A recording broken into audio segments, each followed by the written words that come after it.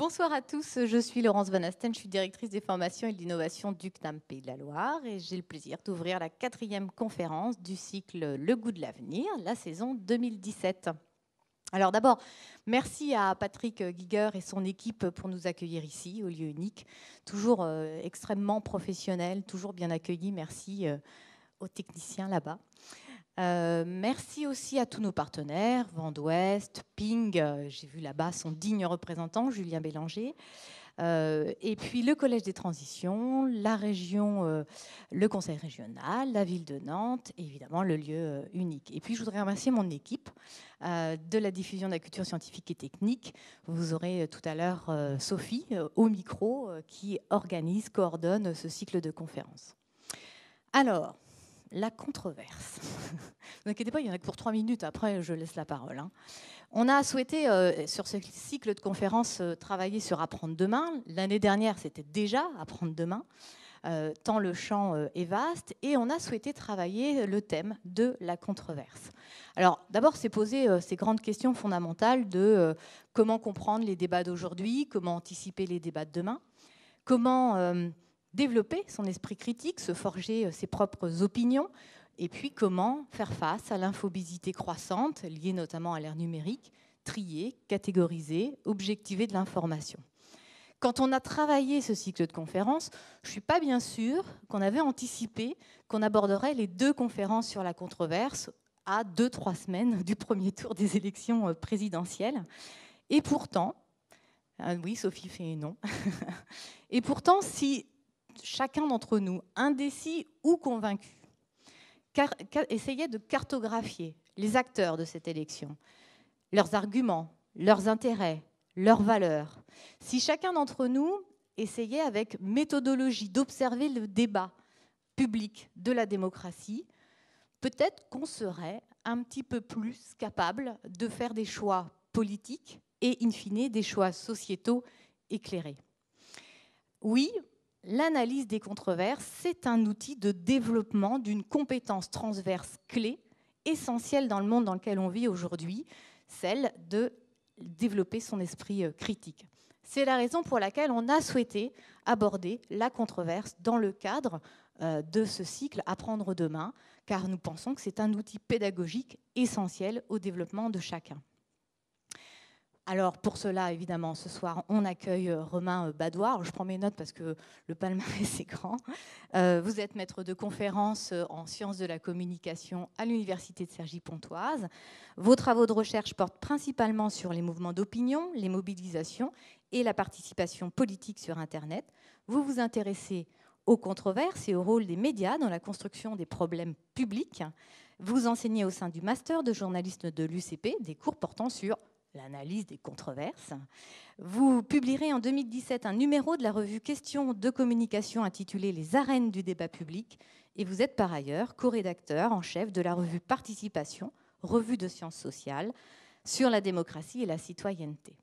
Alors, avant de vous laisser la parole, juste une précision. Le 4 juillet, on organise une journée pendant laquelle on va avoir 2 ateliers, des ateliers qui permettront de mettre en pratique les éléments de 2 conférences. La première sur le biomimétisme, qui a eu lieu il y a quelques semaines avec Olivier Allard. C'est un atelier qui permettra de mettre en pratique ces éléments de concept. Et puis le deuxième atelier qui se déroulera chez Ping, notre partenaire, où vous pourrez expérimenter un outil d'analyse de controverse avec Julien Paris et l'équipe de Ping. Donc vous pouvez vous inscrire sur Internet, on vous attend évidemment extrêmement nombreux. Pour votre conférence, Monsieur Badoir, nous allons avoir une petite médiation qui est une mise en mouvement. Et pour cela, je vais laisser la parole à Sophie qui va vous animer cette mise en mouvement. Et je vous souhaite à tous évidemment une excellente conférence.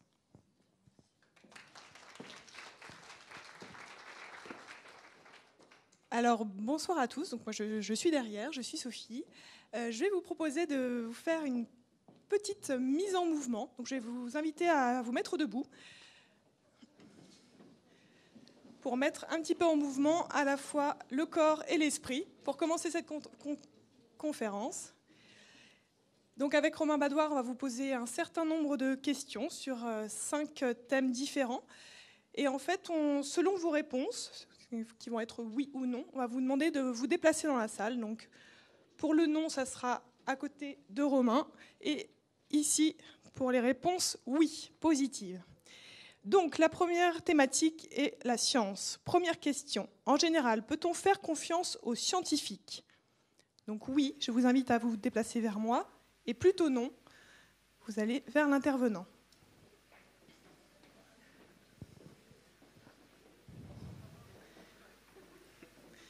Donc je rappelle la question, en général, peut-on faire confiance aux scientifiques?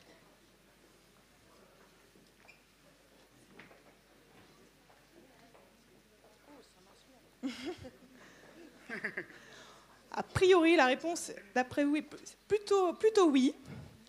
Donc, deuxième question sur cette thématique de la science. Les études scientifiques sont-elles indépendantes des intérêts économiques? Oui, vous restez là. Non, vous vous déplacez par là.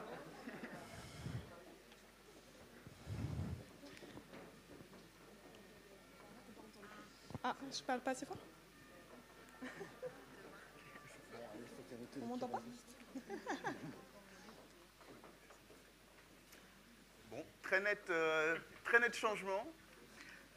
Autre série de questions sur le réchauffement climatique, celle-ci. Le réchauffement climatique est-il d'origine humaine? Oui, vers Sophie. Non, ici. Le réchauffement climatique est-il d'origine humaine?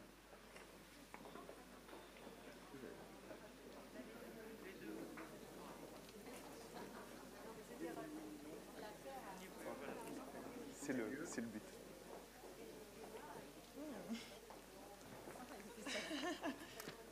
Et si je vous dis, l'origine humaine est-elle la seule cause du réchauffement climatique?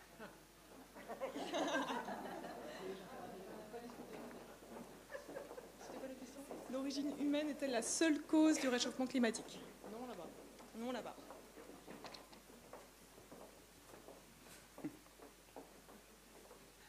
Là encore, il y a eu quelques déplacements. On va passer à la thématique suivante, qui sont les organismes génétiquement modifiés. Les OGM, selon vous, sont-ils dangereux pour la santé?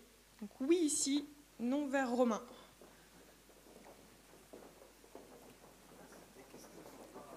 Ça va pas être beaucoup, hein.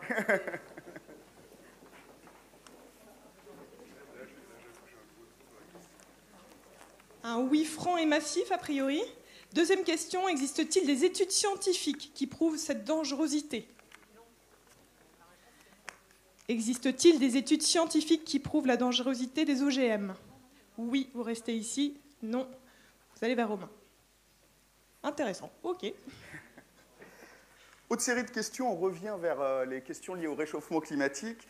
L'exploitation de l'énergie nucléaire génère-t-elle des gaz à effet de serre? Est-ce que l'énergie nucléaire rejette des gaz à effet de serre?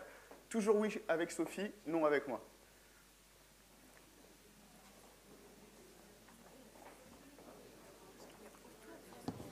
C'est ça la question, c'est bien ça. C'est vrai qu'effectivement, quand on ne sait pas, on peut se mettre au milieu. Quand vous ne savez pas, vous pouvez rester au milieu, effectivement.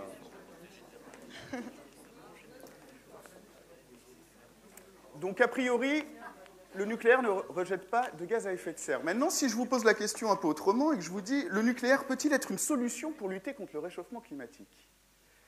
Est-ce que l'énergie nucléaire peut être une solution pour lutter contre le réchauffement climatique? Si vous pensez oui, avec Sophie, si vous pensez non, vous restez de ce côté-là.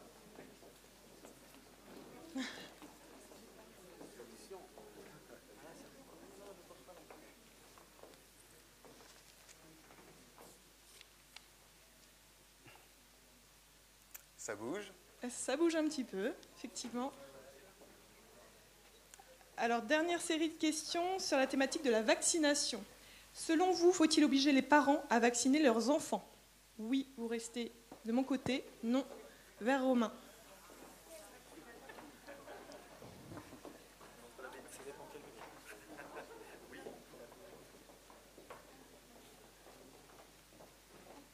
Et si je vous pose la question suivante, la dangerosité des adjuvants de certains vaccins a-t-elle été prouvée scientifiquement?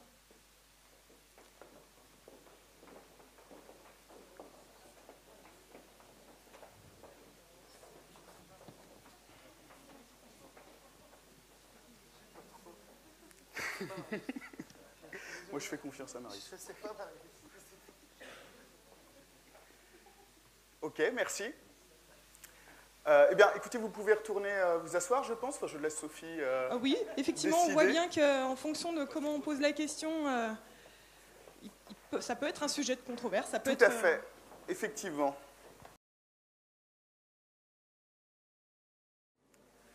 Bien, bonsoir à toutes et à tous. Je suis ravi d'être avec vous ce soir pour parler de controverses, d'analyse des controverses dans ces aspects pédagogiques. Alors, cette petite introduction, qui paraît un peu anodine comme ça, elle avait un but très précis. Vous avez sûrement ressenti, au moment de vous déplacer, un certain inconfort. Il y a des questions pour lesquelles il est facile de se positionner sur le oui ou le non. Voilà, le réchauffement climatique, on sait qu'il est majoritairement d'origine humaine. Par contre, est-ce que c'est la seule cause? On a plus de mal à se positionner. L'enjeu de cette introduction, c'était de voir un peu comment vous alliez vous positionner. Et nous, on avait fait le pari qu'au fur et à mesure des questions, il y aurait de plus en plus de gens qui resteraient au milieu sans trop savoir s'ils allaient s'orienter vers le oui ou s'ils allaient s'orienter vers le non. Et ça illustre quelque chose de fondamental dans les controverses, qui est la notion d'incertitude. L'incertitude, elle est vraiment au cœur des controverses scientifiques et techniques aujourd'hui. C'est-à-dire que dans toutes sortes de controverses, dont on en a évoqué quelques-unes, les OGM, le nucléaire, les réchauffements climatiques, etc., les vaccins, il y a des zones de flou, il y a des zones, des questions qu'il est très difficile de trancher, et puis il y a des questions sur lesquelles l'état de la science aujourd'hui ne nous permet pas de trancher. Donc quand on parle de controverse, il y a vraiment cette notion d'incertitude qui est fondamentale à bien comprendre, c'est que dans une controverse, certes, les gens ne sont pas d'accord, certes, ils s'opposent, ils sont en conflit, mais ils sont en conflit aussi parce qu'il y a des choses qu'on n'arrive pas à trancher. Et ces zones de flou, les différents acteurs qui sont investis dans une controverse vont s'en saisir justement pour alimenter la dynamique. Alors, cette conférence, elle intervient dans un cycle de conférences. La semaine dernière, vous aviez justement une autre conférence sur la question de la controverse, qu'est-ce qu'une controverse, etc. À main levée, qui était là la semaine dernière pour la première conférence sur le sujet? D'accord, donc il y a une majorité de gens qui n'étaient pas là. Alors, je vais vous dire quand même 2-3 mots en introduction pour vous expliquer de quoi on parle quand on parle de controverse. C'est vrai que c'est un mot qu'on entend beaucoup dans l'actualité. Je vous fais un petit topo introductif sur de quoi on parle quand on parle de controverse. D'abord, quand on parle d'une controverse, on parle de l'expression d'un désaccord. Okay? Il y a controverse quand on a des acteurs, des individus, des groupes sociaux qui sont en désaccord les uns avec les autres. Mais ce désaccord, à la différence d'une polémique, par exemple, il est toujours argumenté. Okay? On n'est pas sur le plateau de BFM TV où on va avoir différents acteurs qui, de toute façon, ne sont pas d'accord et le resteront à tout jamais. Là, dans une controverse, l'idée, c'est d'opposer argument contre argument, notamment parce que, dans une controverse, les acteurs qui sont engagés dans une controverse ont toujours des intérêts à défendre ou des valeurs à défendre dans cette controverse. Alors, je vais prendre un exemple, ce sera un peu plus clair. Vous avez un très bon exemple dans votre région, en Pays de la Loire, évidemment, vous me voyez venir, qui est la controverse autour de l'aéroport de Notre-Dame-des-Landes. Alors ça, c'est un très bon exemple de controverse. Dans les universités où se pratique le cours d'analyse de controverse, il est un peu donné en exemple. L'aéroport de Notre-Dame-des-Landes, c'est une controverse parce qu'il y a un désaccord. Okay? Les gens ne sont pas d'accord sur est-ce qu'on doit ou non construire cet aéroport. Est-ce qu'il faut le construire, cet aéroport? Ce désaccord, il est argumenté. C'est-à-dire que les différentes parties qui s'opposent vont mettre sur la table un certain nombre d'arguments. Les défenseurs de l'aéroport vont parler de développement touristique, de développement économique, de créer des emplois. Les opposants, alors il y a différentes sortes d'opposants. Les opposants, les riverains, les agriculteurs vont parler de la protection de leur culture. Les zadistes vont plutôt vous parler de la protection de la nature, etc. Et justement, cette controverse, elle a lieu parce qu'il y a des intérêts en jeu qui sont très forts. Alors, du côté de Vinci, du constructeur de l'aéroport, on voit très bien l'intérêt. Hein. L'intérêt, il est économique. On voit bien le coût que représente la construction d'un aéroport. Mais il y a aussi des intérêts du côté des agriculteurs autour qui veulent protéger leur culture. On va avoir aussi des acteurs qui vont défendre un certain nombre de valeurs. Les zadistes, eux, ils ne défendent pas des intérêts particuliers. Ils vont plutôt être dans la défense de valeurs particulières, de principes particuliers.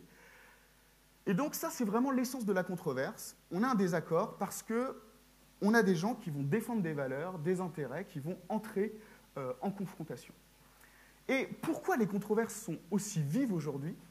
Je vous parlais d'incertitude tout à l'heure, en introduction. C'est parce que, justement, au moment où se déroule une controverse, on ne sait jamais comment elle va se terminer. Aujourd'hui, on aurait beaucoup de mal à savoir si, in fine, cet aéroport sera construit ou pas. Donc, étant donné qu'on a une zone de flou, d'incertitude, on ne sait pas comment se conclura cette controverse, eh bien, les acteurs s'y investissent beaucoup parce qu'ils espèrent pouvoir influencer l'issue de la controverse. Okay? Si les militants de la ZAD occupent le terrain de construction, c'est aussi parce qu'ils ont espoir qu'au final, ça permettra de bloquer l'avancée des travaux et que le projet d'aéroport sera mis de côté. Donc ça, c'est les premiers points, une controverse. Là, je vous parle de Notre-Dame-des-Landes, mais je vous dis, les OGM, le nucléaire, c'est autant de controverses dont on parle beaucoup dans l'actualité. On retrouve toujours ces différents éléments-là. Ils ne sont pas les seuls. Un autre point important, je vous parlais d'incertitude, c'est la notion d'épreuve. C'est-à-dire qu'une controverse, elle va toujours évoluer dans le temps à des moments clés. On dit qu'une controverse a une trajectoire. Elle part d'un point, on ne sait pas où elle va arriver, mais on sait que sa trajectoire, elle n'est pas fluide. Elle change lors de ce qu'on appelle des épreuves. Alors, qu'est-ce que ça peut être une épreuve? Si je reprends l'exemple de Notre-Dame-des-Landes, une épreuve, ça va par exemple être l'évacuation de la ZAD.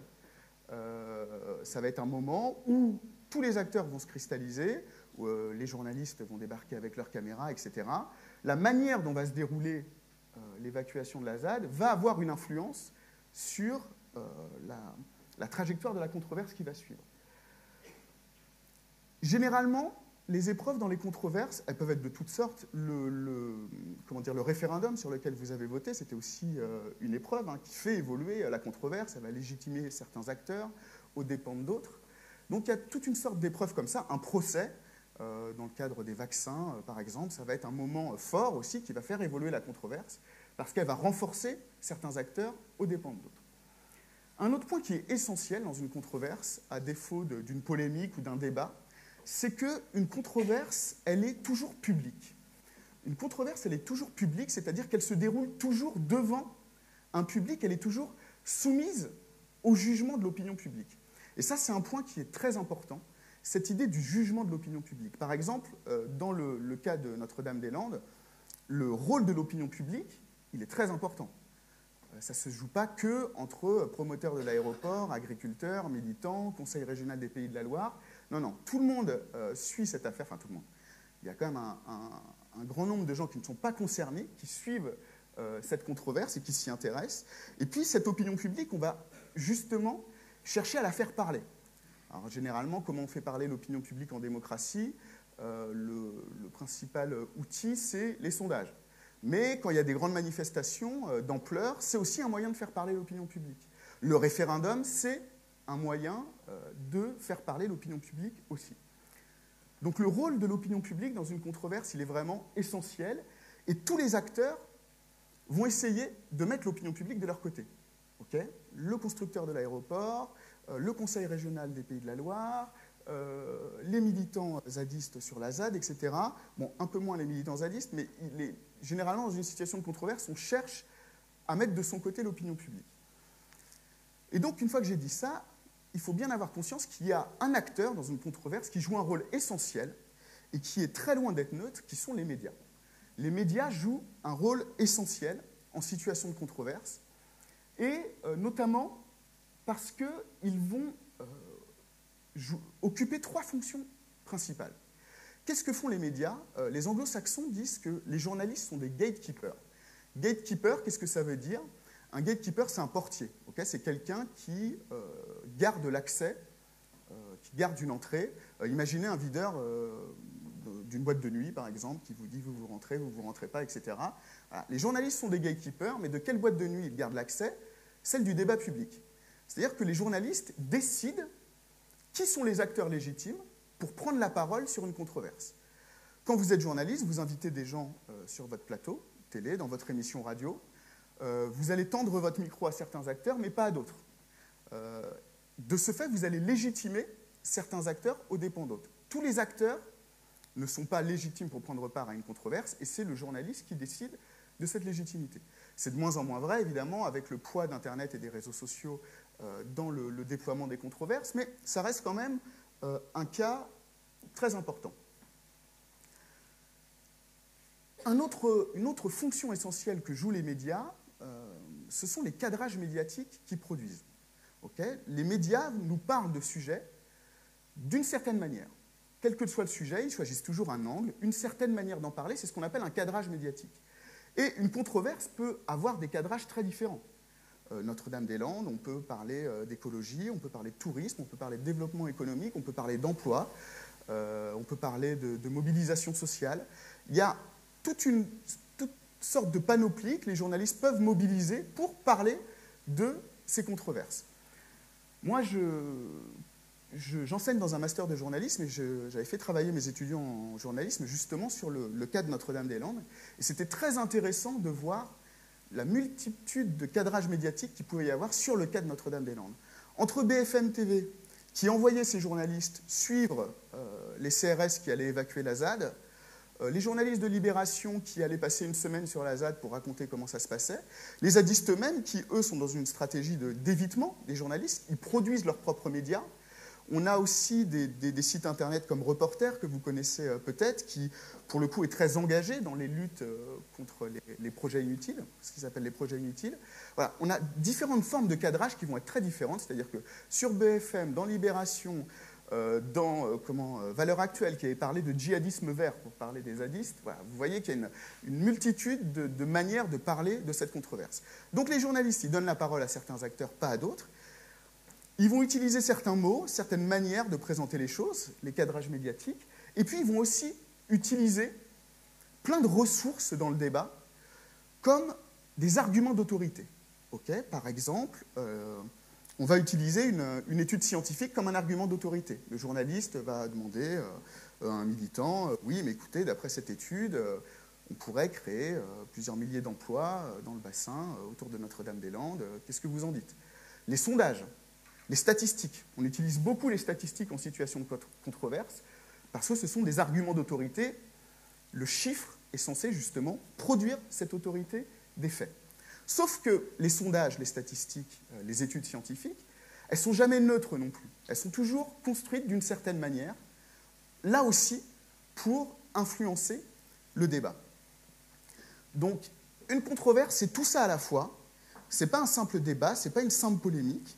C'est vraiment une situation sociale qui joue comme un révélateur, et c'est ça qui est très important dans l'aspect pédagogique des controverses, c'est que les controverses agissent comme des révélateurs, au sens photographique du terme, hein, de la manière dont on débat en démocratie.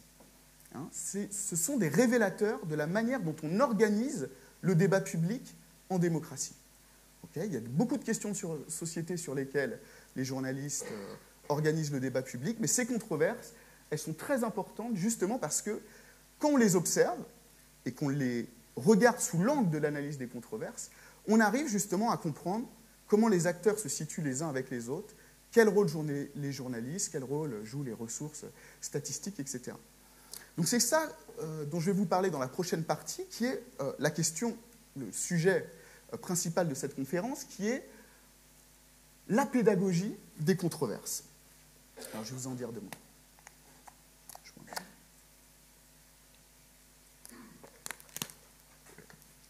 Alors, depuis une vingtaine d'années maintenant, on a justement des méthodes d'analyse de controverses qui se sont mises en place, qu'on regroupe sous l'appellation justement d'analyse de controverses, ou des fois de cartographie des controverses. Je vous dirai un peu plus tard quel rôle joue la cartographie dans tout ça. Ces méthodes d'analyse des controverses, initialement, ils ont été mis en place dans les grandes écoles d'ingénieurs pour sensibiliser les étudiants ingénieurs aux enjeux du débat public autour des questions sciences, technologie, société. ils ont vu le jour à l'École des mines de Paris, sous l'impulsion de deux sociologues assez connus, vous en avez peut-être entendu parler, que sont Bruno Latour et Michel Calon. Et leur but, à la base, à ces deux sociologues, c'était vraiment de sensibiliser leurs élèves ingénieurs qu'ils avaient à l'École des mines sur ces questions de la mise en débat des sujets scientifiques et techniques dans la société. Alors moi, je suis chercheur en sciences sociales, mais j'ai fait ma thèse à l'UTC, à l'Université de technologie de Compiègne. J'ai été chercheur aussi à l'École des mines de Paris, où j'enseignais les controverses, justement. Et c'est vrai que le public ingénieur, dans ce type de grandes écoles, a souvent une posture très rationaliste, qui est, alors, je caricature évidemment, mais qui est de dire que, de toute façon, eux sont les sachants, eux ont le savoir, et donc la décision relève de ceux qui savent, et ceux qui ne savent pas n'ont pas à interférer dans le processus de prise de décision. Vraiment, je caricature. L'idée de ce cours d'analyse de controverse, c'était de montrer qu'aujourd'hui, la situation était beaucoup plus compliquée, et surtout que ce n'était pas vraiment comme ça que ça se passait. Aujourd'hui, les relations entre sciences et société, surtout dans ces développements récents. En gros, si je devais brasser plusieurs siècles d'histoire, sciences et société en quelques secondes, on pourrait dire que dans l'histoire de l'humanité, en gros, sans vouloir être trop grandiloquent, la science, elle a toujours été du côté de la société. Le développement des technologies, le développement scientifique, jusqu'au XIXe siècle, enfin particulièrement au XIXe siècle, signifiait progrès social, progrès humain. Le développement de la médecine, de l'hygiène permettait aux gens de vivre plus longtemps. Le développement du transport permettait aux gens aussi de vivre beaucoup mieux. Et puis, cette situation, elle a complètement été chamboulée au cours du XXe siècle, notamment au milieu du XXe siècle, évidemment, avec Hiroshima-Nagasaki, le pouvoir de la bombe nucléaire, qui a montré au grand jour que, en fait, le progrès scientifique, le développement scientifique et technologique pouvait, dans certains cas, devenir l'ennemi de la société, l'ennemi du développement social, l'ennemi du développement humain. Donc ça a été vraiment un tournant dans l'histoire des rapports entre science et société. Et dans toute la seconde partie du XXe siècle, cette tension entre science et société, elle n'a fait que s'accentuer.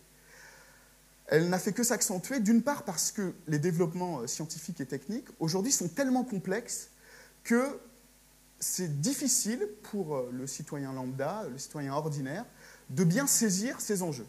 Quand on parle de nanotechnologie, quand on parle de tout ce type de technologie très poussée, très précise, effectivement, c'est difficile quand on n'a pas de connaissances techniques approfondies, de pouvoir comprendre de quoi il retourne. Autre point qui était censé montrer cette analyse de controverse, c'était vraiment que la science, au final, elle n'est jamais neutre. Elle n'est jamais neutre. Les scientifiques ont inventé des protocoles justement pour essayer d'objectiver leurs recherches. Un scientifique, il n'arrive pas en vous disant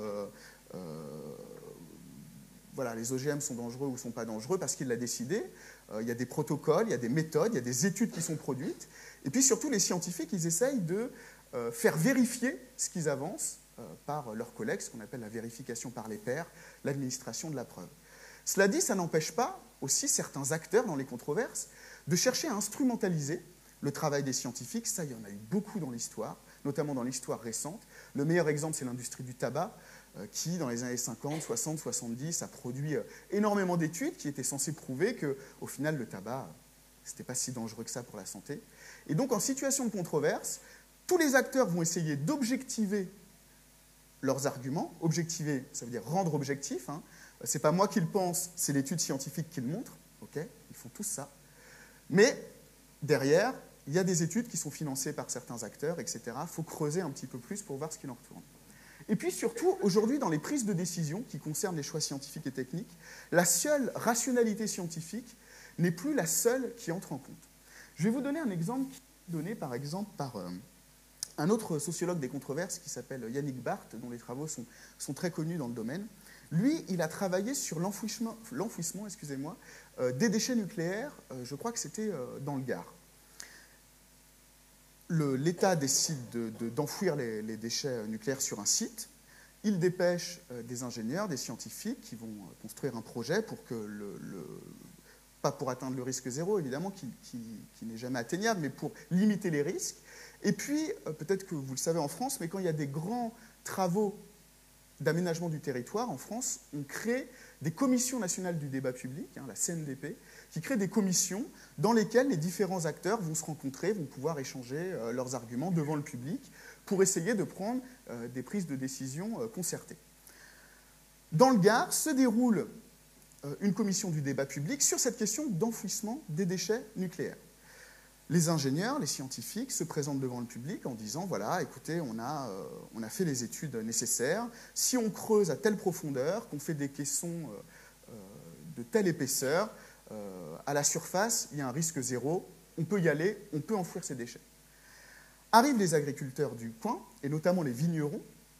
Et eux, les vignerons disent « Mais nous, on s'en fiche que ce soit vraiment dangereux ou pas vraiment dangereux, mais nous, on fait 80% de notre chiffre d'affaires à l'export. Comment pensez-vous que nos clients, aux États-Unis et au Japon, vont réagir si demain on leur dit qu'on produit du vin dans la zone française dans laquelle on a enfoui les déchets nucléaires? Vous pouvez dire adieu à la production de vin dans la région. » Et là, les décideurs n'avaient pas vu cet argument comme ça. Au final, ce projet d'enfouissement a été rejeté. Donc ça, c'est intéressant parce que ça nous montre que dans les prises de décision qui concernent les choix scientifiques et techniques, il y a beaucoup plus d'acteurs qui ont leur mot à dire aujourd'hui. Ce n'est pas juste les scientifiques, ce n'est pas juste les ingénieurs, ce n'est pas juste les personnalités politiques. On a vraiment une multitude d'arguments qui peuvent se faire entendre. Alors, cette méthode d'analyse des controverses, qui est née, comme je vous le disais, dans les écoles d'ingénieurs, aujourd'hui, elle s'est diffusée dans beaucoup d'autres formations à l'université. Donc moi, comme je vous le disais, quand j'étais chercheur à l'école des mines, j'enseignais ce cours d'analyse des controverses avec d'autres chercheurs. Et quand je l'enseignais, je me disais, mais ça, ce serait quelque chose de formidable à faire en école de journalisme. Parce que de la même façon qu'on invite les étudiants ingénieurs et les scientifiques à se dire, remettez un peu en cause l'idée que vous avez de la science et de la neutralité de la science dans les controverses, on pourrait faire pareil avec des journalistes et leur dire, mais voilà, quand vous parlez des grands sujets de société qui divisent la société, demandez-vous si les médias jouent vraiment un rôle si neutre que ça. J'ai ensuite été recruté à l'université de Cergy-Pontoise dans un master de journalisme, coup de bol, et j'ai pu mettre à profit cette idée et donc chercher à enseigner à des étudiants en journalisme, à leur faire de l'analyse de controverses pour justement qu'ils apprennent à développer un regard critique aussi sur les médias et sur le rôle que les médias jouent dans l'animation des controverses. Aujourd'hui, on retrouve des formations d'analyse des controverses dans différentes formations scientifiques et techniques, au CNAM notamment, à Paris, ici aussi dans les Pays de la Loire. Hein. Évidemment, toutes les formations scientifiques et techniques s'intéressent à ces approches. Dans les formations dans le domaine des médias, dans les formations dans le domaine de la communication, l'école de communication de Sciences Po aussi a mis en place des cours d'analyse des controverses. Et puis plus récemment aussi des expérimentations dans le secondaire. Je ne sais pas si parmi vous, il y a des enseignants dans le secondaire, peut-être, à main levée. Non, pas beau. Oh, ok, pas du tout. Et ben, effectivement, parce que cette méthode d'analyse des controverses, elle peut s'appliquer à beaucoup de sujets de société qui font débat et elles peuvent être mises en place dans des classes de collège, de lycée, pour apprendre aux élèves à débattre, défendre des arguments, etc. C'est une méthode qui est vraiment très efficace et qui commence à être expérimentée dans ce cadre-là. Alors, ça je vous en parlerai après. Qu'est-ce qu'il faut pour faire une controverse, pour faire une analyse de controverse? C'est quoi la méthode? La première chose à savoir quand on fait une analyse de controverse, c'est qu'il faut adopter une démarche d'enquête. Quand on fait une analyse de controverse, on est dans un rôle d'enquêteur. On fait une enquête à la croisée des enquêtes sociologiques, scientifiques, journalistiques, mais on est dans une démarche active d'enquête. On commence toujours, dans une analyse de controverse, par une analyse documentaire, c'est-à-dire qu'on va se renseigner sur l'état des connaissances sur le sujet dont il est question.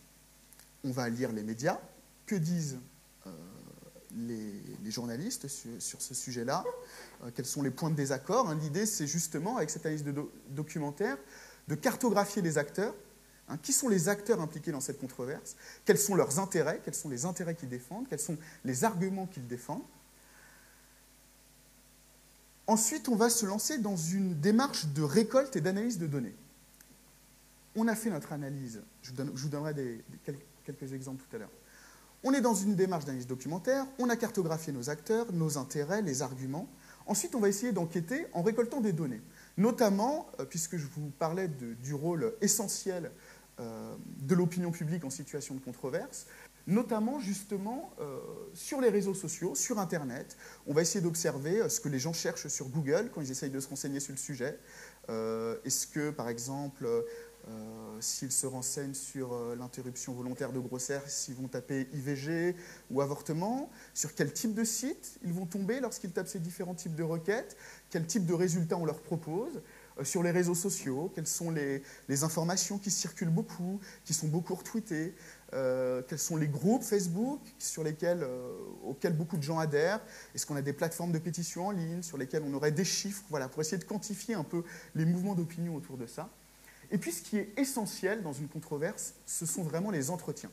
C'est-à-dire qu'une fois que vous avez fait tout ça, il faut aller rencontrer les acteurs qui sont directement impliqués dans la controverse.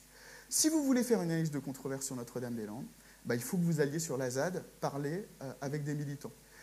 Il faut aussi que vous alliez rencontrer des agriculteurs. Il faut que vous alliez au Conseil régional des Pays de la Loire rencontrer des gens qui s'occupent de ce projet-là, qui vous livrent leur version des faits.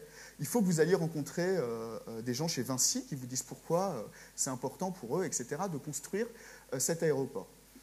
Et ça, c'est quelque chose de très important dans une analyse de controverse. C'est vraiment une posture d'ouverture d'esprit où on ne va jamais juger les acteurs. Alors ça, c'est quelque chose, par exemple, moi je vois avec mes étudiants en journalisme, qu'ils ont beaucoup de mal à comprendre, cette idée de dire, vous allez sur le terrain, vous ne jugez pas les acteurs que vous avez en face de vous, vous ne partez pas avec un angle, et vous les laissez vous raconter leur vision des choses, leur vision du problème, et vous recueillez leur vision du problème. Parce que l'intérêt d'une analyse de controverse, c'est de comprendre quelles sont les visions du monde que défendent les acteurs. Okay? Ils ne défendent pas juste des intérêts, juste des valeurs. Ils ont vraiment leur vision du monde qui leur est propre. Et l'idée d'une analyse de controverse, c'est d'essayer de la décortiquer, cette vision du monde. C'est pour ça que lorsqu'on fait des entretiens, il faut toujours prendre au sérieux la parole des individus, comme je le disais, pour essayer de comprendre leur vision du monde. Je vous le disais, la posture d'une analyse de controverse, c'est d'abord une posture inductive. Okay? Inductive, ça veut dire on va d'abord sur le terrain, on observe ce qui se passe, on en tire des conclusions, plutôt qu'une posture déductive, où on a notre grille d'analyse, on va sur le terrain, on essaye de voir si ça concorde. Là, dans une analyse de controverse, on se laisse surprendre, on va rencontrer les acteurs et on voit ce qu'on en tire. Une logique compréhensive, c'est ce que je vous disais, on n'est pas là pour juger, on est là pour essayer de comprendre pourquoi les acteurs sont autant impliqués dans cette controverse. Et puis, ce qui est très important dans une analyse de controverse, c'est ce qu'on appelle l'approche symétrique, c'est-à-dire que pour bien comprendre ce qui se passe, on va essayer de mettre tous les acteurs au même niveau. Je vais vous en donner un exemple tout à l'heure. Les militants, les agriculteurs, les personnalités politiques, etc., on les met tous au même niveau, on les liste, on les cartographie, on cartographie leurs relations les uns avec les autres pour comprendre un peu voilà, ce qu'ils défendent, comme je le disais.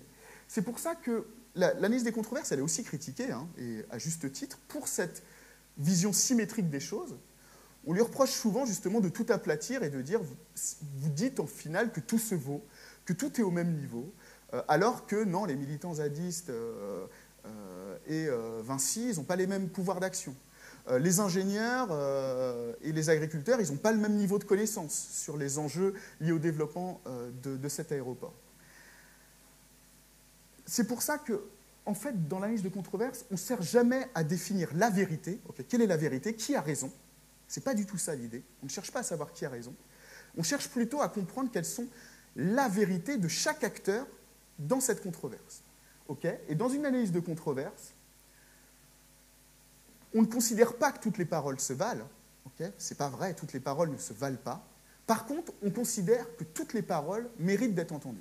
Quels que soient les acteurs impliqués dans une controverse, il faut leur tendre le micro, il faut récolter leurs paroles parce qu'ils méritent, eux aussi, d'être entendus. Dans la dernière partie, je voudrais vous en montrer un exemple de la manière dont on pourrait faire une analyse de controverse sur un sujet sur lequel je travaille en ce moment, qui est la question des fake news, en anglais, qui est, pour traduire, la question de la désinformation sur les réseaux sociaux et de la circulation, justement, des fausses nouvelles sur Internet. Alors, je vous disais, si on voulait faire une analyse de controverse autour de cet enjeu, la désinformation sur les réseaux sociaux, les rumeurs, les théories du complot qui circulent et qui prennent de plus en plus d'ampleur, on commencerait d'abord, comme je vous le disais, par une analyse documentaire, c'est-à-dire de savoir qu'est-ce qu'on dit sur le sujet. C'est quoi les enjeux de cette controverse? Alors, je ne sais pas si vous avez suivi un peu le sujet.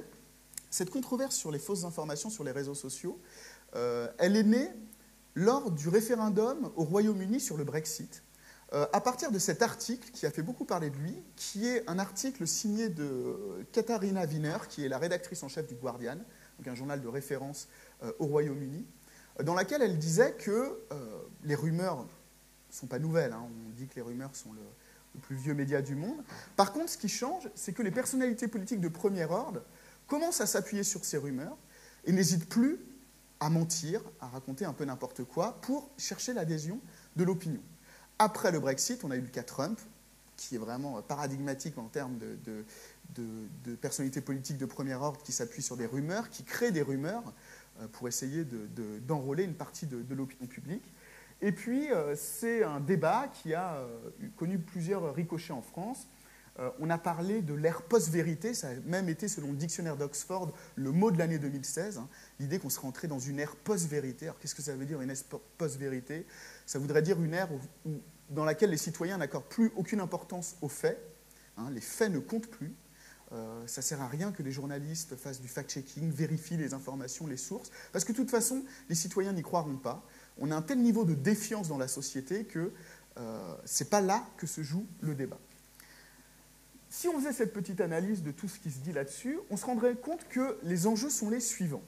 L'enjeu de la désinformation sur les réseaux sociaux, c'est d'abord le fait que les réseaux sociaux sont devenus aujourd'hui une porte d'entrée principale vers l'information, et c'est notamment la source d'information principale chez les 18-25 ans.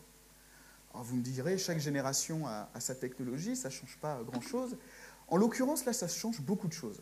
L'idée, c'est que Facebook, Twitter, mais surtout Facebook, sont passés devant Google comme source d'information.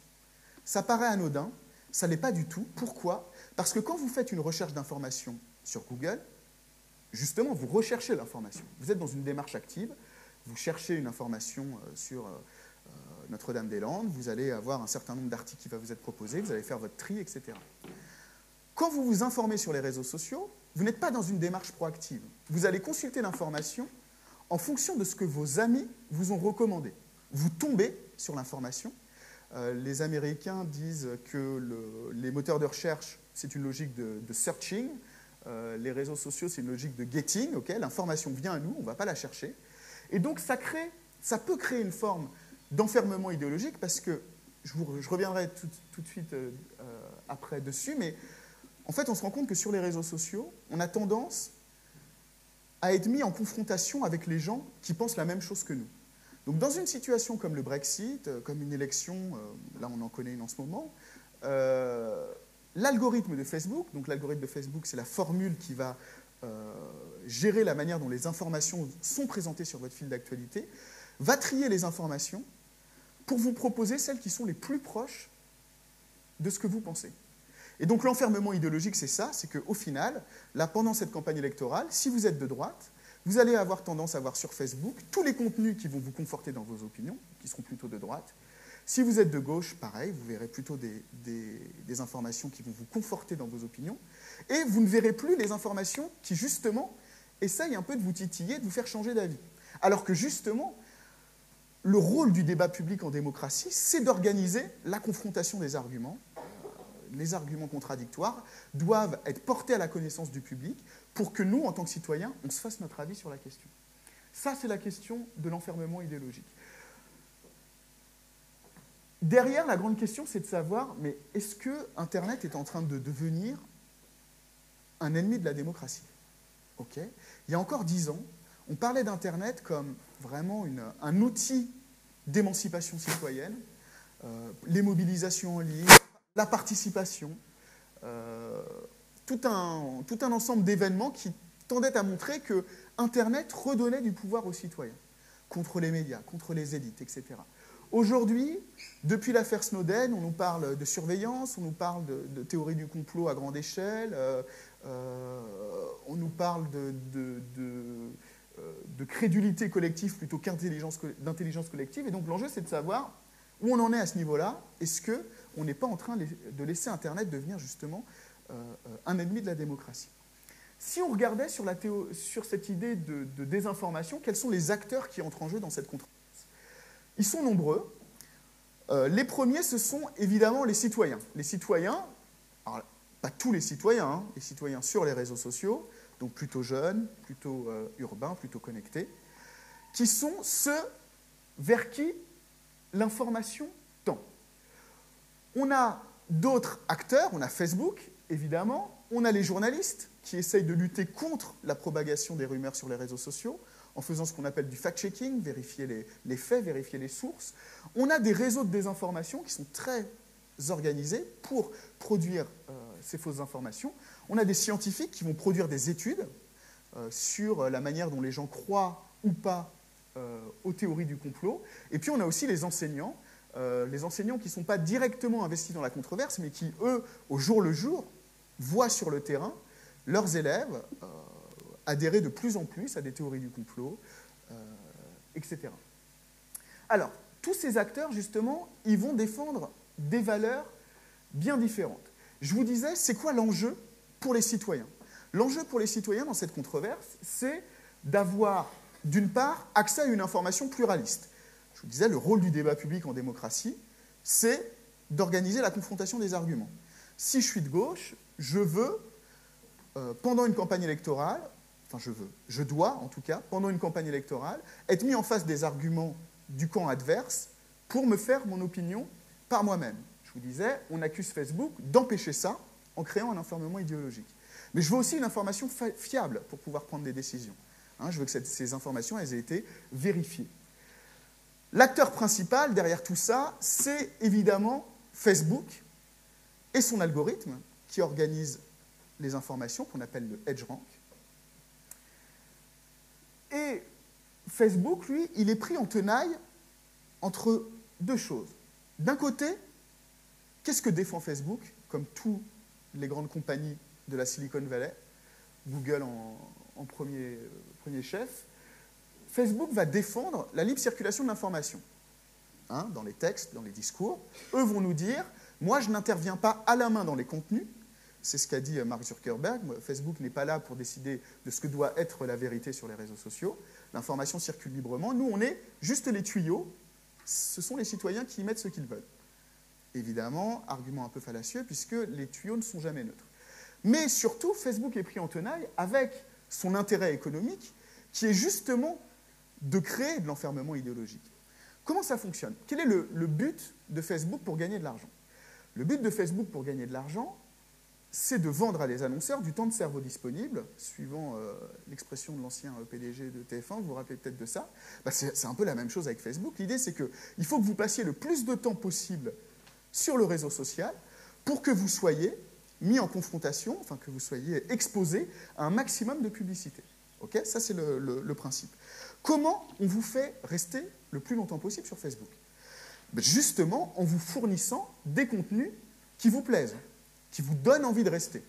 D'où l'enfermement idéologique. Si vous êtes un fan d'un certain courant musical, de rock ou de hip-hop, que vous avez des amis ou des connaissances sur Facebook qui partagent la même passion, vous allez avoir tendance à liker, aimer leurs posts, vous avez tendance à les commenter, à les partager, et Facebook va se dire « Ah, ils se likent mutuellement leurs posts, ils se commentent mutuellement leurs posts, ça veut dire qu'ils partagent du contenu en commun, donc je vais montrer à cette personne davantage d'informations qui vont dans son sens. » Le biais derrière tout ça, lorsqu'on parle d'enfermement idéologique, c'est justement que sur Facebook, vous avez sûrement des amis de gauche, vous avez sûrement des amis de droite. Si vous êtes de gauche, vous allez avoir tendance à ne pas liker ou commenter les contenus de votre oncle ou de votre cousin qui est de droite, tout simplement parce que, puisque vous ne partagez pas son avis, vous n'avez pas envie d'avoir partagé l'information ou de montrer que vous adhérez à ce qu'il dit. Donc en fait, vous allez avoir tendance à l'ignorer.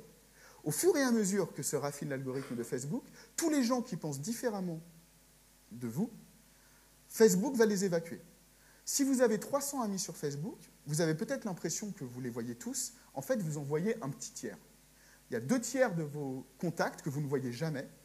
Peut-être pensez-vous qu'ils ne sont pas actifs. Allez voir sur leur compte. Vous verrez, si, ils sont très actifs. Mais Facebook ne vous les montre pas parce qu'il pense que ça ne vous intéresse pas. Il préfère vous montrer les gens avec lesquels vous avez plus de relations en pensant que ça vous fera rester plus longtemps sur la plateforme.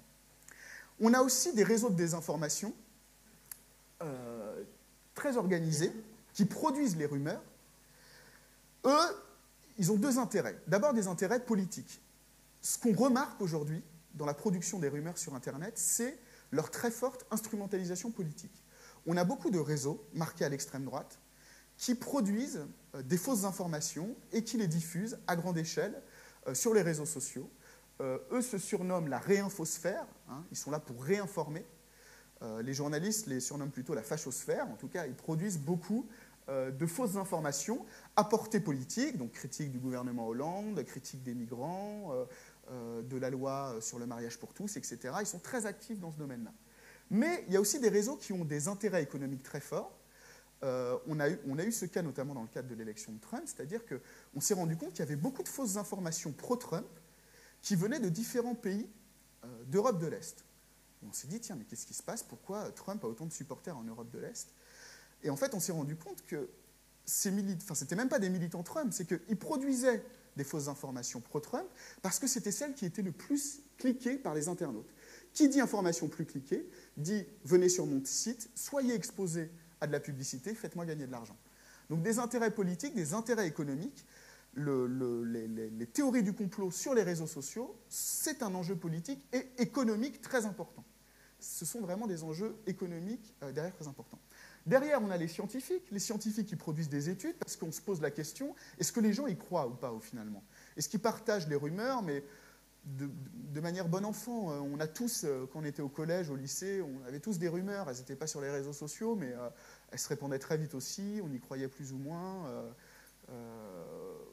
Mais au final, est-ce qu'on y adhérait vraiment? Donc les scientifiques font des études là-dessus. Il y a eu une étude qui a fait beaucoup de bruit de Stanford sur le sujet, qui a été injectée dans la controverse, via les journalistes qui, eux, sont là pour défendre une éthique professionnelle. Hein, les journalistes, eux, ils vont vous dire, attendez, entre ceux qui produisent des fausses informations et nous, il y a quand même une grosse différence. C'est que nous, on est des professionnels de l'information, on obéit à un certain nombre de principes déontologiques qui sont listés dans ce qu'on appelle la charte de Munich, hein, pour les journalistes, la vérification des sources, la confrontation des arguments, la séparation des faits et des commentaires, etc. Et puis les journalistes, ils essayent aussi de lutter contre la concurrence des fake news, puisqu'elles ont pris une telle ampleur qu'aujourd'hui, les grands médias passent parfois après des sites de désinformation lorsqu'il s'agit de traiter des faits d'actualité. Puis je vous disais, les enseignants, qui ont pour rôle d'éduquer aux médias hein, dans leur programme scolaire, et puis qui, au quotidien, sont confrontés à des élèves qui y croient de moins en moins. Une fois qu'on a fait cette cartographie des acteurs et de leurs intérêts, on va voir les incertitudes. Quels sont les points sur lesquels les gens ne sont pas d'accord dans cette controverse? La première, c'est quelle valeur a le partage de fausses informations sur les réseaux sociaux? Est-ce que c'est de la crédulité? En gros, est-ce que les gens partagent des fausses informations parce qu'ils y croient? Ils croient aux théories du complot? Ok, c'est une option. Est-ce que, et ça, il y a beaucoup d'études de psychologie sociale qui tendent à le montrer, au final, les gens n'y croient pas vraiment aux théories du complot, mais ils les partagent parce qu'ils adhèrent à la vision du monde qu'il y a derrière. Okay, je partage des fausses nouvelles venant de réseaux d'extrême droite, même si je sais au fond de moi que ce n'est pas vrai, mais parce que ça parle de trahison des élites, ça parle des migrants, etc. Et puis moi, j'adhère à tout ça, donc je veux le relayer. Ou est-ce qu'on a aussi affaire à du second degré? Certainement un peu des trois à la fois, mais comment quantifier les trois, sachant que le second degré est un style très pratiqué sur les réseaux sociaux? Ensuite, les fausses nouvelles. Est-ce que c'est un problème économique? Je vous le disais, il y a une économie du clic derrière les réseaux sociaux. Hein, ça rapporte de l'argent. Il y a des gens qui les produisent pour que des gens cliquent et soient exposés à de la publicité. Est-ce que c'est un problème idéologique? Au final, qu'est-ce que ça nous révèle, ces fausses informations? Qu'il y a une défiance de plus en plus grande des citoyens envers les élites, ça c'est pas nouveau, mais particulièrement envers les journalistes, envers les médias. Est-ce que c'est un problème qui serait pédagogique? Là, ce serait plutôt parce qu'on n'a pas appris aux citoyens, aux élèves, à identifier les sources d'information, la fiabilité, comment on vérifie les sources, pourquoi ça c'est fiable, pourquoi ça ne l'est pas. Ensuite, les journalistes qui font du fact-checking, qui vérifient les faits. Vous avez sûrement entendu parler du Monde, qui a lancé son Décodex, les décodeurs du Monde, qui est un site qui vérifie la fiabilité des sites. Il y a eu plein d'initiatives comme ça provenant des journalistes, la plateforme Crosscheck qui vérifie les fausses rumeurs en circulation sur les réseaux sociaux. Au final, les journalistes eux-mêmes, ils baissent un peu les bras parce qu'ils sont très actifs, ils vérifient les fausses informations, ils disent « Regardez, non, ça c'est n'importe quoi, on l'a vérifié, c'est pas vrai, allez faire circuler sur les réseaux sociaux que c'est pas vrai. » Et au final, ça n'empêche pas d'enrayer les théories du complot et les rumeurs. Quel rôle Facebook doit avoir dans cette régulation des contenus? Parce qu'au final, si on demande à Facebook de décider ce qui a le droit d'être publié, ce qui n'a pas le droit d'être publié, est-ce qu'au final, la solution ne va pas devenir pire que le problème? C'est-à-dire que là, aujourd'hui, on a des sources d'informations très diverses qui se diffusent, on a du mal à identifier la fiabilité, mais si on prend l'extrême inverse et qu'on dit que Facebook, demain, décidera si vous avez le droit ou non de poster sur Facebook votre billet de blog, et vous dira, non mais ça, c'est votre avis, ce n'est pas une source fiable, vous n'avez pas le droit de le publier. Est-ce que ce ne sera pas pire encore? Est-ce que ça ne va pas fermer le rôle positif que jouaient les réseaux sociaux et Internet dans le débat public? Donc ça, c'est des enjeux, des listes de désaccords, d'incertitudes, sur lesquels, dans cette controverse, les gens ne sont pas du tout d'accord et rentrent largement en confrontation. Et puis pour terminer, si on devait faire une analyse de controverse sur ce sujet, qu'est-ce qu'on pourrait faire? Il faudrait, par exemple, qu'on prenne les rumeurs qui circulent en ce moment sur les réseaux sociaux, on en prend une centaine, on en fait une typologie. De quoi elles parlent, ces rumeurs? Est-ce que c'est des rumeurs qui nous parlent de politique, tendance extrême droite? Est-ce que c'est des rumeurs qui parlent de n'importe quoi, qui ont juste pour but d'être diffusées, qui ont plutôt un but de loisir, comme elles existaient avant? Donc faire une typologie des différentes rumeurs. On pourrait aussi regarder comment les gens partagent ces rumeurs. Est-ce qu'on peut identifier, on récolterait des données, des chiffres, tel type de rumeur a tendance à être partagé par tel type d'internautes, en fonction de tels critères, etc. Ce qui pourrait être très intéressant ensuite, c'est de faire un questionnaire. Un questionnaire, on le fait en deux temps, 3 mouvements, avec des logiciels type Google Forms. On fait un questionnaire à destination des internautes sur les réseaux sociaux pour essayer de savoir quel sens ils mettent derrière les fausses informations qu'ils partagent, est-ce qu'ils y sont exposés, etc. On récolterait les données de ce questionnaire.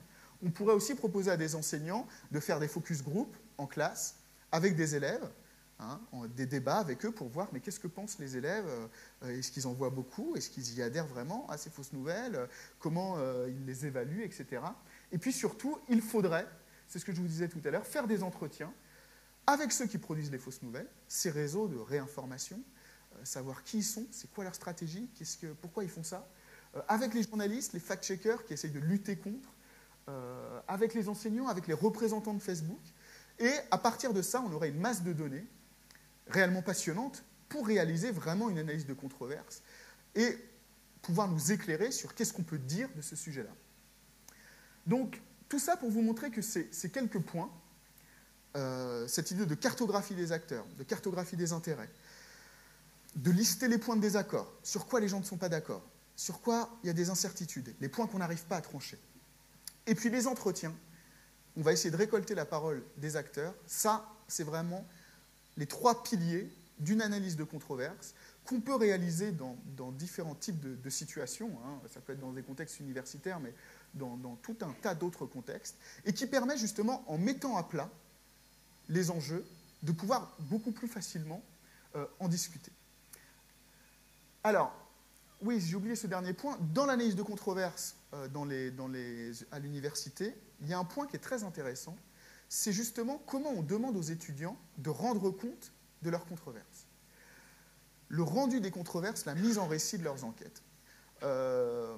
Les étudiants, mes étudiants, par exemple, ils me font des webdocs. Ils sont journalistes, donc je leur demande de faire des webdocs, des sites web avec de la vidéo, des entretiens, du texte, etc.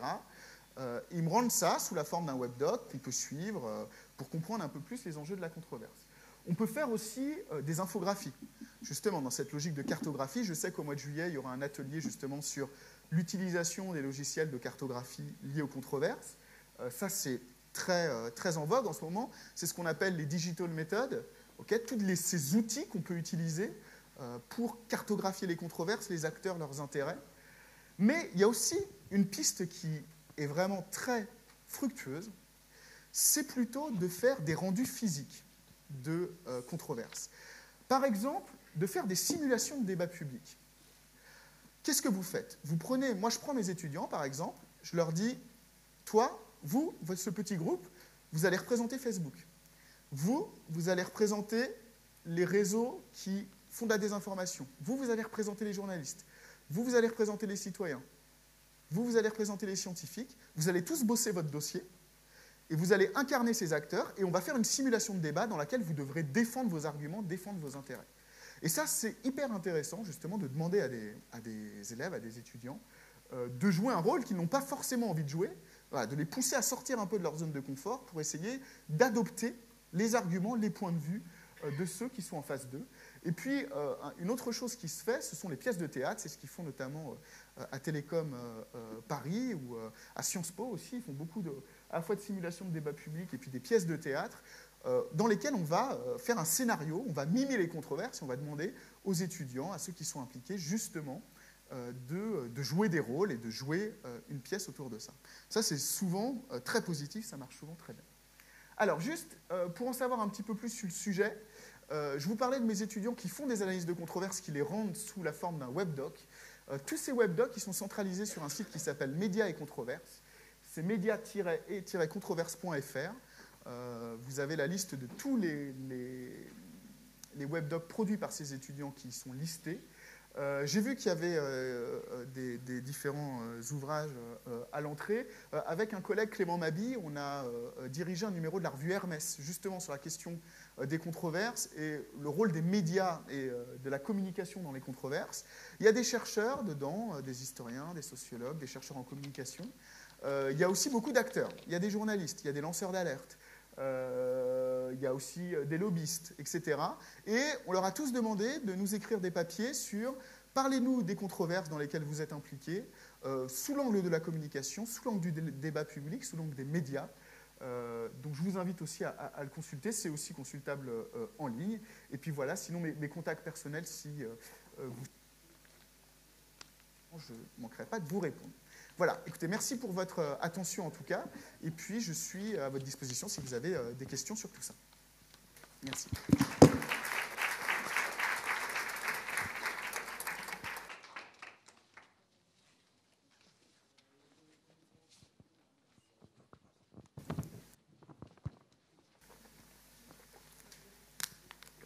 Bonjour.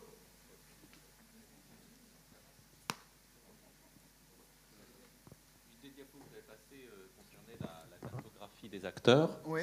Ah bah voilà, là je m'entends un peu plus fort. C'est parce que vous en avez un autre. Ah, le deuxième marche aussi, merci. Donc je disais que vous avez passé une diapo avec la cartographie des acteurs. Oui. Je comprends bien en quoi c'était la cartographie de votre discours sur les acteurs. Est-ce que vous pourriez nous préciser en quoi c'est une cartographie des acteurs par la méthodologie que vous employez pour la constituer? Est-ce que c'est du bon sens, du brainstorming dans sa chambre, ou est-ce qu'il y a vraiment une méthodologie avec des recherches pour ainsi mettre les petites flèches entre les différents acteurs? Et comment identifier les acteurs? Est-ce que c'est aussi une liste qui vient de votre inspiration du moment, ou est-ce que c'est quelque chose qui est identifié de manière méthodologique? Oui, tout à fait. Alors, cette identification des acteurs, de leurs intérêts, elle vient justement de la phase première, qui est l'analyse documentaire. C'est-à-dire qu'on va prendre un ensemble de rapports qui ont été faits sur le sujet, on va faire un corpus d'articles de presse, qu'on essaye d'être le plus exhaustif possible, d'avoir le maximum d'informations, des articles scientifiques, et on va les décortiquer, et justement, on va voir dans ces articles qui parle, quels sont les acteurs à qui on donne la parole dans ces controverses, et on va les lister au fur et à mesure de la lecture, pour voir si on les retrouve aussi dans d'autres sources d'informations. Et puis après, en fonction de ce qu'on a lu, de ce qu'on a vu sur le sujet, on va essayer d'identifier les intérêts et les valeurs que chacun de ces acteurs défend. Là, la carte que j'ai montrée, c'est vraiment un truc bricolé sur un PowerPoint. Ce n'est pas une vraie cartographie des acteurs, mais c'était pour vous montrer un peu comment ça pouvait se faire. Il y a des logiciels de cartographie qui sont d'ailleurs libres, gratuits, qui sont beaucoup plus facilement utilisables. Enfin, non, pas facilement, techniquement un peu complexes, mais qui peuvent être utilisés pour faire des trucs un peu plus poussés. Mais en tout cas, oui, cette liste des acteurs, non, ça ne vient pas d'un bon sens ou d'une idée comme ça. Elle découle directement des sources d'informations qu'on aura décortiquées lors de la première phase et de tous les acteurs qu'on y aura identifiés à ce moment-là. Avec, comme je le disais, identifier les différentes valeurs et enjeux qu'ils défendent, mais aussi, après, lorsqu'on ira les rencontrer, avec les entretiens, pouvoir préciser un peu justement quels sont les enjeux qu'ils défendent, les intérêts qu'ils défendent. J'avais une petite question. Les relations entre les différents acteurs. Les relations entre les différents acteurs, ça, effectivement, c'est à vous de voir quels sont les... Enfin, à vous de voir. À vous de formaliser, justement, la manière dont les différents acteurs vont interagir entre eux. Là, la petite carte que j'avais faite, c'était justement de voir comment les différents acteurs interagissaient. Donc je sais que les scientifiques font des études. Ces études, pourquoi on en entend parler? Parce que les journalistes en parlent. Les citoyens, eux, ils sont sur Facebook, ils reçoivent de l'information des journalistes et ils ont des relations pour les plus jeunes avec des enseignants. Les réseaux de désinformation, ils cherchent à toucher les citoyens en passant par Facebook pour les avoir. Mais ces relations-là, justement, c'est également lors de l'analyse documentaire que vous allez voir, justement, qui interagit avec qui, à quel moment, notamment lors des épreuves, s'il y a un procès sur le sujet, une grande conférence publique, ce genre de choses. Mais généralement, en situation de controverse, la plupart des acteurs interagissent les uns avec les autres. Donc, une carte des controverses, généralement, c'est un cercle avec plein de points, et puis tous les acteurs, finalement, entretiennent des relations les uns avec les autres, plus ou moins directement. J'avais une petite question. Oui. Merci pour la présentation. Je vous en prie. Deux petites questions. La première, sur le PowerPoint, on est passé de la pédagogie par la controverse à la pédagogie de la controverse. Donc, je voulais savoir lequel des deux axes était privilégié dans vos cours. Oui. Et puis le deuxième, c'était est-ce que c'est pas un peu biaisé de proposer aux étudiants de remplir un Google Form pour leur questionnaire, sachant que Google aura directement les stats et impliquera du coup leur navigateur direct dans leur recherche? Si, tout à fait. Mais en plus, c'est une question qu'on se pose évidemment. Je dis Google Form parce que c'était pour faire simple. À titre personnel, dans les analyses de controverse, je privilégie toujours les outils libres et gratuits, où le code source est ouvert. Après, eux, de leur côté, ils ont souvent une connaissance un peu intuitive de ces logiciels qui fonctionnent très bien, donc ils se tournent plutôt vers ça. Mais effectivement, c'est toujours mieux d'utiliser des logiciels libres et gratuits qui ne réutiliseront pas vos données personnelles, parce que là aussi, c'est un gros sujet de controverse, la réutilisation des données personnelles. Par la controverse, pédagogie de la controverse, c'est tout simplement que le sujet de la conférence qu'on m'avait proposée ce soir, c'était la pédagogie de la controverse, et je l'ai tout à fait pris comme ça. Après, moi, je parle plutôt de pédagogie par la controverse dans mes cours. Donc, c'est plutôt l'idée que c'est par l'analyse de controverse qu'il y a un apport pédagogique.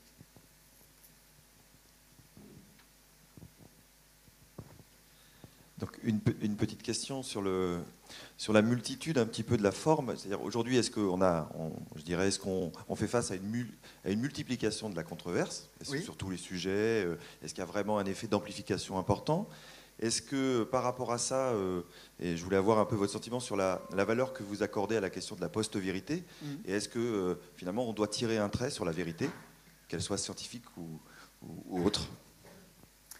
Alors, sur cette question de la post-vérité, non. Je pense qu'il y a eu, alors ça je parle à titre personnel, je pense qu'on en fait un peu beaucoup sur cette idée qu'on serait entré dans une ère post-vérité, même s'il se passe vraiment des choses importante en termes de rumeurs, etc. Non, il ne faut pas du tout faire un trait là-dessus. Je pense qu'au contraire, il faut adopter une posture combative par rapport à ça. Alors, la posture combative, on a des journalistes, par exemple, je vous parlais des décodeurs du Monde, qui disent non, on va créer des outils de vérification des faits qu'on va mettre à disposition des citoyens pour qu'ils puissent vérifier par eux-mêmes. Après, je vous dis, ils sont un peu déçus parce que les citoyens s'en saisissent pas trop de ces outils. Et puis, il y a un problème aussi, c'est que quand vous êtes journaliste, vous êtes un peu jugé parti. Donc, si vous dites, ce site-là, il n'est pas fiable, ce site-là, il n'est pas fiable, celui-là, il est fiable, etc., ça pose quelques problèmes. On a aussi beaucoup d'associations qui se saisissent aujourd'hui du sujet. Moi, je travaille, par exemple, avec une association qui s'appelle Renaissance Numérique. Eux, dans le cadre, par contre, pas tout à fait le même sujet, mais des discours de haine sur Internet, ils ont créé une plateforme de contre-discours où c'est une banque de données à destination des internautes, mais surtout des plus jeunes, qui seraient exposés à des discours racistes, misogynes, antisémites, etc. sur Internet, et qui ne sauraient pas trop quoi y répondre. Ils vont sur cette base de données, ils entrent le propos qui leur a posé problème, et on va leur proposer un certain nombre de ressources argumentatives ou statistiques sur justement pour aller porter le contre-discours. Alors, effectivement, ça c'est un peu idéaliste, peut-être, on ne sait pas encore si ce genre d'initiative fonctionnera. Il y a beaucoup de gens qui s'engagent sur ce terrain. En tout cas, je pense qu'il ne faut pas baisser les bras. On sait que ce qui touche aux théories du complot et aux rumeurs, on a les travaux par exemple d'un sociologue qui s'appelle Gérald Bronner sur le sujet. Lui, il a très bien montré dans ses sujets sur les théories du complot que pourquoi elles sont aussi visibles sur Internet, les théories du complot, c'est parce que ceux qui n'y croient pas, ceux qui ont un esprit plus rationnel, scientifique, etc., ne prennent pas la peine d'aller débattre avec ceux qui y croient. Ils n'essayent même pas de porter la contradiction, parce que pour eux, c'est de la perte de temps. Ils n'ont pas envie de s'embêter avec ça. Et donc, du coup, ils leur laissent le terrain libre. Et je pense qu'aujourd'hui, on sait très bien que c'est difficile de faire changer d'avis les gens. Les gens qui sont persuadés qu'il n'y a pas eu d'avion qui s'est écrasé sur le World Trade Center. Bon, vous pouvez débattre pendant des heures. Si vous ne faites pas changer d'avis, vous perdez votre temps. Par contre, ce qui est important, c'est d'occuper le terrain. C'est-à-dire que dans les endroits où ces théories sont visibles, très visibles, il faut aussi porter le contre-discours, le contre-argument et montrer que ce n'est pas tout le monde qui croit ça et qu'on peut aussi avoir une démarche un peu plus critique par rapport à ce type de rapport, de théorie.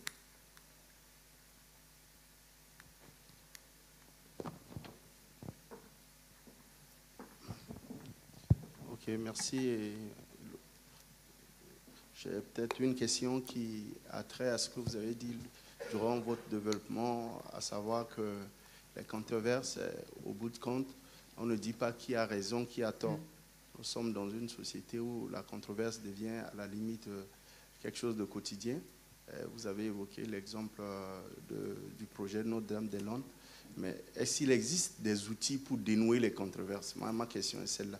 Parce que s'il n'y a pas d'outils, est-ce qu'on ne peut pas, au travers des controverses systématiques, être dans une situation de blocage où la société puisse être pénalisée? Et puis, peut-être de votre expérience, est-ce que, en tant que chercheur, est-ce que vous remarquez qu'il y a une attitude systématique de controverse sur parfois des sujets d'ordre qui sont évidents ou qui ne nécessitent pas nécessairement que les gens puissent s'y opposer parce qu'il y a au moins il y a le bon sens et il y a la logique? Merci.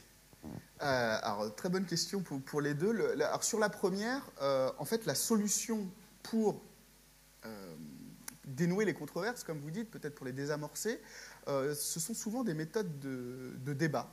Je vous parlais de la Commission nationale du débat public. Ça, c'est justement un outil institutionnel qui est là pour dénouer les controverses, c'est-à-dire que quand un aéroport s'installe à Notre-Dame-des-Landes, le constructeur est obligé d'organiser un débat public où tout le monde pourra venir participer, dans lequel il y aura le constructeur, dans lequel il y aura des ingénieurs, il y aura des représentations des associations militantes, où tous les acteurs seront présentés. Ils vont débattre ensemble, et l'idée, c'est de faire bouger le projet.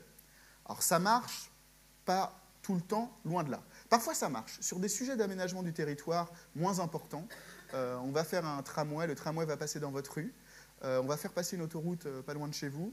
Il y a des mobilisations qui se font via ces commissions nationales du débat public. un projet contre projet, au final, ça fait bouger les lignes. On va faire avancer un peu les choses. On va essayer de trouver, pas un consensus, ce serait beaucoup dire, mais au moins certains points d'accord. Les sociologues des controverses, ils disent que l'enjeu, c'est de décider sans trancher. Décider sans trancher parce qu'au final, on n'arrive jamais à dire oui, non, c'est vrai, c'est faux. Mais il y a un moment, il faut avancer, il faut qu'on prenne une décision. Donc comment on fait sans dire c'est vrai, c'est faux pour trouver un point d'accord pendant quelques temps. Donc en fait, il n'y a que le débat qui permet de dénouer les controverses. Il y a plein de méthodes, de procédures différentes qui existent. Hein.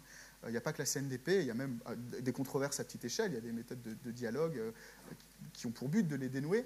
Ça ne marche pas toujours, parce que des fois, le conflit est tellement irréductible, quand vous avez des visions du monde qui sont totalement opposées, non, vous voulez bien faire un pas d'un côté ou un pas de l'autre, mais il y a un moment où non, soit vous le voulez, cet aéroport, soit vous ne le voulez pas, voilà, donc ça c'est compliqué. Et sur la deuxième question, ça c'est un très bon point, c'est-à-dire qu'il y a beaucoup de controverses, mais tout n'est pas controverse non plus. Et il y a beaucoup de gens qui aimeraient bien, je prends le cas du climato-scepticisme. Les climato-sceptiques, le climato-scepticisme, ce n'est pas vraiment une controverse en fait. Ce n'est pas vraiment ce qu'on appelle une controverse parce que la communauté scientifique, elle est d'accord sur le sujet. Il y a les scientifiques, alors il y a quelques voix qui se font entendre, mais l'énorme majorité des scientifiques disent oui, il y a un réchauffement climatique, oui, il est d'origine anthropique, on peut le mesurer, etc., etc. Les climato-sceptiques, eux, ils aimeraient bien qu'il y ait une controverse, parce que s'il y avait controverse, on leur donnerait la parole, ils pourraient s'exprimer, ils pourraient avoir accès à l'opinion publique. Et donc, du coup, toute la stratégie des climato-sceptiques, ça va être de faire croire qu'il y a controverse pour justement avoir la parole. Et on se rend compte sur un certain nombre de sujets comme ça, aujourd'hui, qu'au final, il n'y a pas de controverse. Où il y a des points qui font controverse, mais tout ne fait pas controverse. Mais il y a un certain nombre d'acteurs qui vont essayer d'instrumentaliser ça pour en faire une controverse, justement pour se faire entendre. Ça, c'est un point vraiment, effectivement, qu'on remarque beaucoup.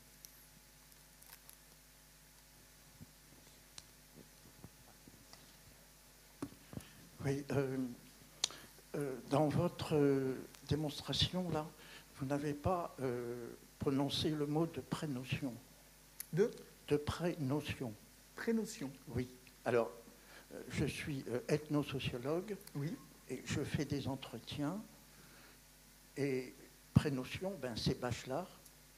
Et c'est l'obstacle épistémologique, c'est-à-dire que, vous l'avez dit, il faut objectiver ce qui est subjectif. Et les prénotions, d'ailleurs la phrase qu'on enseigne aux étudiants en sociologie, c'est qu'il faut déchirer le voile des prénotions pour atteindre l'objet réel. C'est-à-dire les prénotions, eh bien, c'est le discours courant, c'est les journalistes, parce que les journalistes, ils parlent d'un certain point de vue, ils sont idéologiques. Vous voyez, donc il faut rompre avec cela pour atteindre, disons, ce qui est objectif. Moi-même, je dois me méfier de ce que je peux penser sur un tel sujet. Je dois combattre contre mes idées pour aller, je dois objectiver ma subjectivité. Voyez. Alors, la question que je vous pose aussi, c'est quand vous dites entretien, quel type d'entretien? Est-ce que c'est des entretiens directifs, psychologiques, semi-directifs? Parce que je participe à des enquêtes aussi. Et c'est pour ça que je vous pose cette question. Quel type d'entretien vous faites Et sur la question de la controverse, moi je dirais plutôt le dialogue des contraires. Voilà, ça me semble, c'est moins américain. Voilà. Que controverse? Parce que oui, parce que là, c'est un discours très, très américain, je n'hésite pas à le dire. On est influencé dans le domaine de la communication par les anglo-saxons. Voilà.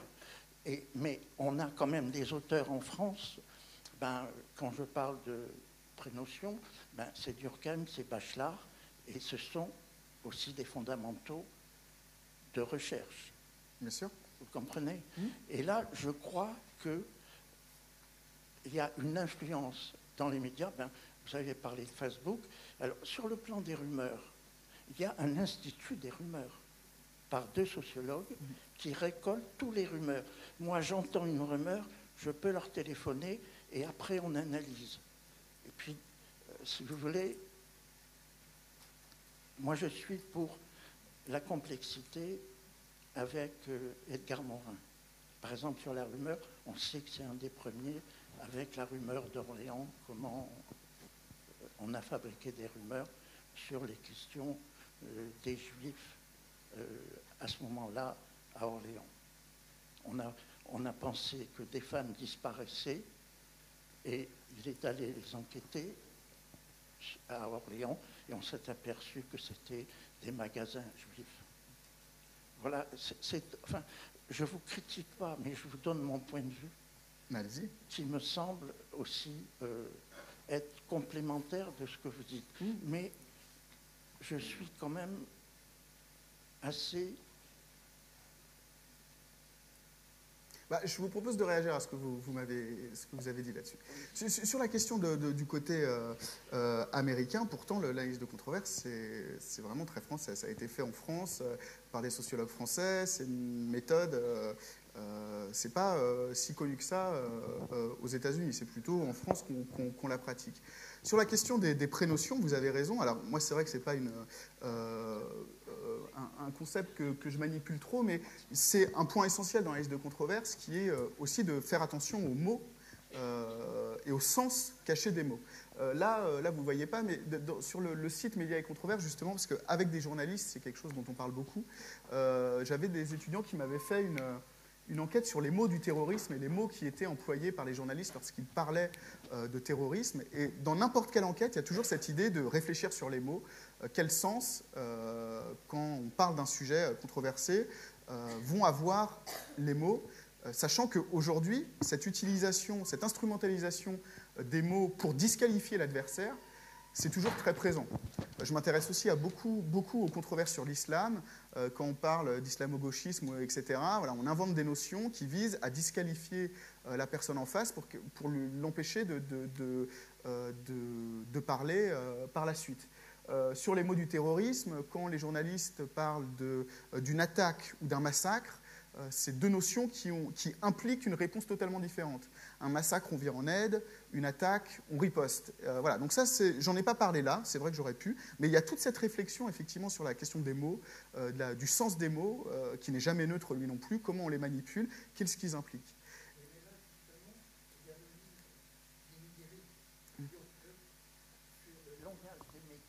Oui. Et elle montre très finement comment les journalistes peuvent nous instrumentaliser, nous manipuler avec des sourires. Et c'est un travail qui date, elle a écrit l'année dernière, elle est à la Sorbonne, et elle a fait sa thèse là-dessus. Ingrid Rioque, le langage des médias, la désinformation par les journalistes. Comment? Parce que les journalistes, ils font partie de journaux qui ont une ligne éditoriale qui est idéologique. Oui, tout à fait. Et là, c'est intéressant sur les questions de ce que j'appellerais le dialogue des contraires. Voilà. D'accord, merci. C'était l'horaire, donc nous allons arrêter là, puisque notre engagement s'est terminé à 20h. Donc merci beaucoup pour vos interventions.